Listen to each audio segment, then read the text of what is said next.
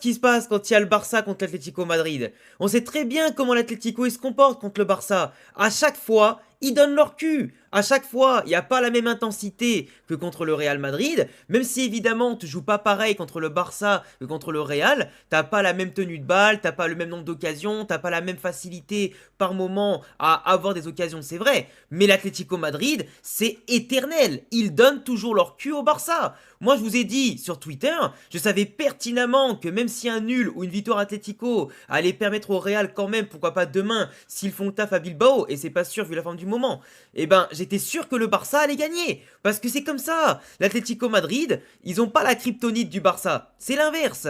Le Barça, ils ont beau des fois avoir des joueurs qui reviennent de blessures, des joueurs pas en forme, de traverser une moins bonne période que l'Atlético qui était sur je sais plus combien de victoires d'affilée. Et ben ça trompe pas. Simeone, il a jamais gagné au Camp Nou. Et ben encore une fois, la série se prolonge. Et après la fin de la saison, Simeone, il va encore dire qu'ils n'ont pas les moyens de battre le Barça, de lutter contre le Real sur le long terme au lieu de gagner qu'un derby sur 10. Évidemment, ils ont choisi cette année. C'est compliqué. Pourtant, ils font des mercatos de fou, mais les mecs, ils donnent toujours leur cul.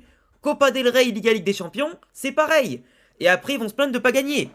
En tout cas, le Barça a fait un match plus que solide. Ils ont su marquer dans les moments qu'il fallait. Ils ont su faire le dos rond quand il le fallait. Ils ont su maîtriser leur sujet. Et même quand leurs meilleurs joueurs, Pedri, Rafinha et Lamine Yamal étaient sortis, les jeunes et les remplaçants, ils ont fait le taf. Et tu peux que les féliciter. Parce que le Barça, en ce moment, même quand ils sont en difficulté, même quand ils sont pas maîtres de A à Z, ils gagnent. Et c'est ça avant tout une équipe qui est championne. C'est une équipe qui gagne, qui maîtrise, qui souffre, mais qui ne plie pas. Et c'est la vérité. Et c'est un supporter du Real qui vous le dit. Le Barça ce soir, même si en face, l'Atlético ne les a pas non plus submergé l'occasion. À la fin, ça a été le cas, mais on va en reparler de façon dans l'analyse tactique.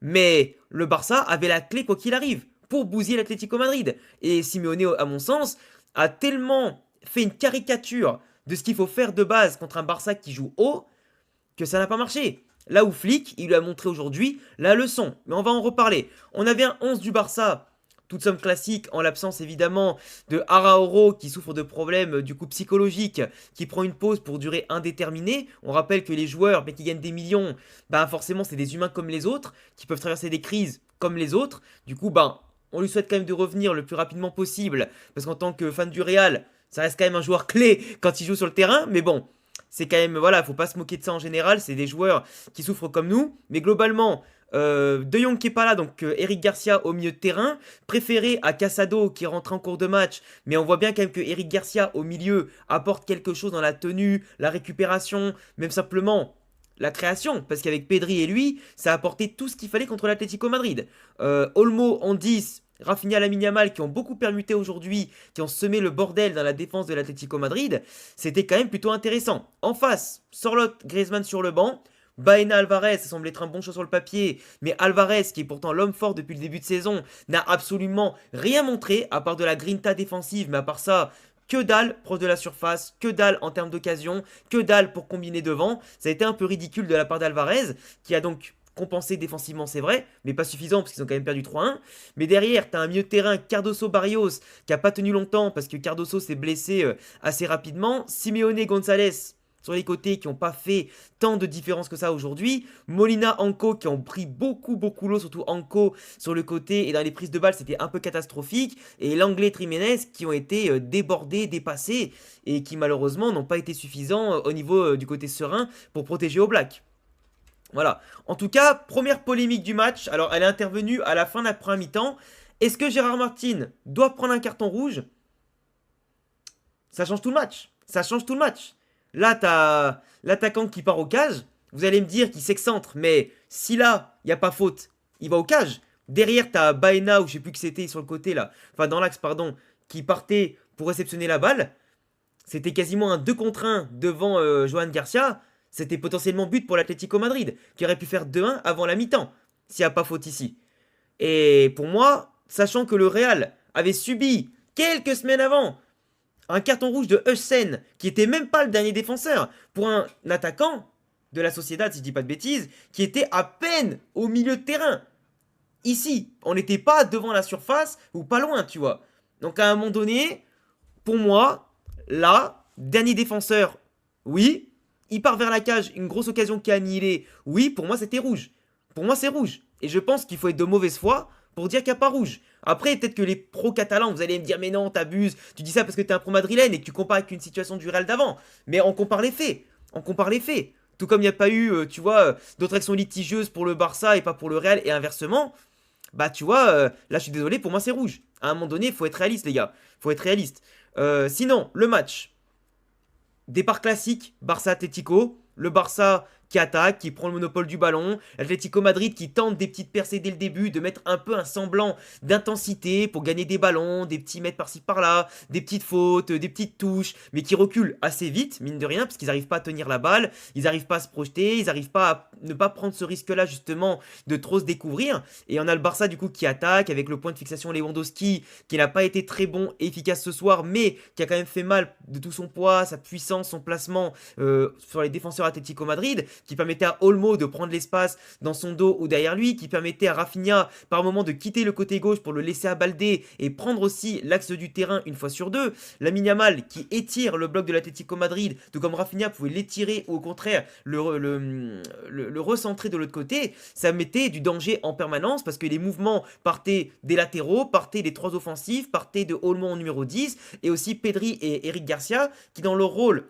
vraiment comme si c'était un double, comment on appelle ça, comme dans un 4-2-3-1, tu vois, merde, un double 6 si tu préfères, un truc comme ça. On était quand même, tu vois, sur deux piliers qui étaient en train de monter la pression sur l'Atlético Madrid, qui n'avait pas le temps ni de contrôler, ni de se rassurer, ni simplement de se retourner pour aller prendre le ballon. Donc du coup, les joueurs du Barça à la moindre perte du ballon, ils étaient prêts à intervenir. Atlético Madrid était obligé de balancer les ballons devant pour sauter le premier ou deuxième rideau défensif du Barça dans le cas où il récupérait la balle et arrivait en une, deux touches de balle à s'en sortir. Mais c'était beaucoup trop rare.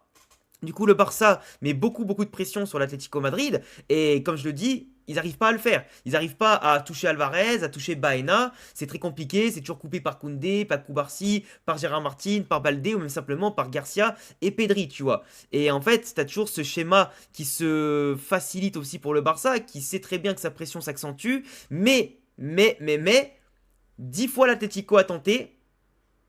La 10e a été la bonne. Il a fallu un seul pas mal maîtrisé par Koubarsi qui est totalement aux fraises sur le placement, en plus positionné derrière le rond central, donc Baena qui se permet de sortir juste après sa moitié de terrain, et ça passe d'un poil, mais ça passe. Et le problème c'est encore ça, le Barça dans sa capacité à jouer haut, prend le même but match après match. Ça ne se règle pas, et c'est la vérité. Et à l'instar par contre des autres équipes de Liga qui affrontent le Barça, dès qu'elle marque le premier but, soit elle recule, et dans ce cas le Barça finit par casser le verrou qu'il y a en face, soit au contraire, elle prenne la confiance en pensant que le Barça va encore plus se découvrir et prendre encore plus de risques pour égaliser. Du coup, eux, ils vont jouer haut pour les prendre à leur propre piège. Sauf que le hors-jeu, c'est pas donné à tout le monde de le jouer, c'est de la coordination, c'est de la tactique, c'est de la, comment on appelle ça, de la perfection que même le Barça n'a pas atteint, et encore moins cette année. Mais quand t'as un mec comme Pedri, l'autre jour je vous disais que Rafinha, il a tout changé en revenant. Il a encore tout changé ce soir. Mais Pedri, pareil. Pedri, Rafinha, qui ont été absents pendant un moment, et bah ça change tout quand ils reviennent. Un mec comme Pedri qui voit l'appel, qui te la met dans les pieds, magnifique. Rafinha qui dribble le gardien, ça rentre. Et tu vois le fait qu'ils aient permuté Lamine Yamal et Rafinha, c'était incroyable parce que ça permettait d'étirer le bloc, de perturber la défense, de miser sur d'autres points clés, d'autres points forts, et surtout vraiment d'apporter constamment ce danger. Et quand t'as Pedri, Eric Garcia qui peuvent, avec une seule passe, une seule relance, péter les lignes devant eux, le danger vient de partout. De l'axe, des côtés, les joueurs qui ne prennent pas leur marquage. Et si tu laisses 1 mètre ou 2 à ces joueurs-là, c'est fini. Donc t'as osé attaquer, t'as osé monter, mais par contre derrière, faut assumer. Et le Barça les a tués. Tout comme après, derrière, ça continue d'attaquer, parce que là, l'Atlético Madrid, ils savent plus quoi faire. Est-ce qu'on recule, on contre-attaque, ou est-ce qu'on monte? Et dans ce cas, on se fait baiser. Et ben, ni l'un ni l'autre, ils hésitent, ils se regardent jouer. Penalty, penalty. Alors, au bout d'un moment, t'as Olmo qui tape d'abord la jambe de Barrios, avant que lui-même le crochette et tout. Mais c'est Olmo qui a la balle de base. Il est dans la surface, il joue bien le coup. Et Barrios est en retard. Pour moi, c'est penalty. Même s'il est léger pour certains, et peut-être clair pour d'autres, pour moi, il y a penalty. Alors après Robert qui loupe son péno et qui derrière est malchanceux sur Oblak qui te sort un arrêt de fou sur sa tête, ben Le truc, c'est que le Barça, à partir du moment où ils ont fait le 1-1, commencé à provoquer le penalty et à avoir de plus en plus d'occasions claires, ils avaient l'ascendant. Parce que l'Atlético Madrid, à part du coup le rouge qui n'a pas été donné en fin de mi-temps, on les a plus vus. On les a plus vus. Le Barça a attaqué avec un Rafinha. À un moment donné, t'as Lamine Yamal qui lui fait une passe un peu à la Messi en rentrant dans l'axe et une passe à gauche. Et Rafinha qui fait une frappe croisée qui passe à ça. T'as Lewandowski qui en rate une autre. T'as Olmo qui rate une action. T'as beaucoup d'actions qui se succèdent côté Barça. Et il a fallu encore une fois un coup de génie de Pedri qui trouve Olmo, qui a un petit cafouillage avec Lewandowski qui lui remet. Et tu vois, les joueurs, quand ils sont intelligents, quand ils savent dans quelle zone ils sont, quand ils savent que dans les 18 mètres, 16 mètres, il faut que tu frappes, ça peut caler au fond. Si tu tentes pas ta chance, tu marqueras pas, c'est logique. Et quand t'as des joueurs intelligents comme ça, qui sont surprenants, parce qu'il aurait pu la prendre, tu vois, un petit peu plus bout de pied, aller courir jusqu'ici et tenter de la croiser. Mais le fait qu'il surprenne la frappe en sortie de contrôle et de crochet, c'est chirurgical. Oblak, il reste bloqué sur les appuis, elle est croisée, elle est magnifique, et elle est surprenante. Après, il se blesse sur le moment, en plus en retombant, Olmo. Mais ce que je veux dire, c'est que tu vois, c'est là où tu vois la classe des joueurs qui, même si Olmo, il est critiquable depuis longtemps parce qu'il n'est pas régulier, ce que tu veux, en ce moment, il revient à un niveau qui permet au Barça d'être décisif, et en tout cas devant tableau d'affichage, et lui, de sortir du lot. Et les stats ne trompent pas. Là, il a fait la différence, et quand en face, tu as des joueurs trop attentistes, ça marche pas. Après, le Barça a tardé évidemment pour plier son match. Attaque rapide, l'Atlético Madrid, bon bah ils étaient à l'abordage, ils laissent des trous immenses entre le milieu et la défense. Le Barça est souvent en même nombre que l'Atlético pour attaquer ou défense sur nombre. Et ça tergiverse un peu trop dans le dernier geste avec Lamine Yamal, là qui tente un enroulé qui passe largement à côté, des passes qui tardent un peu trop à être données, des décalages aussi qui tardent à être faits. Mais sinon, c'était dommage parce qu'ils auraient pu plier le match avant. Mais tu vois, moi ce qui m'a énervé, c'est encore une fois, si c'était le Real en face, Almada, il va marquer. Là, pourquoi il s'arrête? Là, il veut essayer de dribbler toute l'équipe. Au lieu de la donner à Sorloth, au pire, là en sortie de crochet, qui peut marquer, bah il frappe pas. Faut du moins quand il frappe, il la met à côté.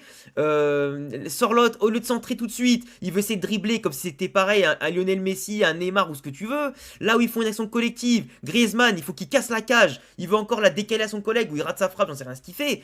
Et ce qui devait arriver arriva. Si tu pardonnes le Barça, que tu n'arrives pas à les malmener quand ils sortent Pedri, Rafinha, Lewandowski et Lamine Yamal, et que tu marques pas, mais tu veux faire comment? On peut même te donner 30 minutes d'arrêt de jeu si tu veux. Ils auraient pas marqué l'Atlético Madrid. Parce que ça bafouille, parce que ça craque, parce que ça tire à côté, parce que c'est trop mou, parce que c'est pas intelligent. Et en face, eux, en quelques touches de balle, avec même le gamin Dro qui est rentré, qui a mieux tenu la balle que les autres, et ben Rashford, Rafinha, Baldé, etc., ça fait la diff. Et Ferran qui marque encore un but à la fin, ça fait encore 3-1 pour le Barça. Ça fait plus 4 sur le Real qui joue demain. Et le Real peut se mordre les doigts d'avoir fait 3 matchs nuls d'affilée en espérant que demain il batte Bilbao. Parce que si demain le Real ne bat pas Bilbao, là le Barça commence à s'envoler. Même si la saison est encore longue, il peut tout se passer évidemment. Là l'Atlético Madrid perd une occasion de se mêler à la lutte pour la Liga. Et le Real, si demain il ne gagne pas, et le Barça, ils vont s'envoler avec le retour des blessés. Je vous le dis. Je vous le dis. L'Atlético Madrid aurait pu taper du poing et se revendiquer comme peut-être un des favoris cette saison. Là, ils ont encore prouvé que c'est pas le cas. Et que, à part le Real qu'ils ont battu une fois depuis je sais pas combien de temps, ils savent pas faire, ils savent rien faire d'autre, tu vois.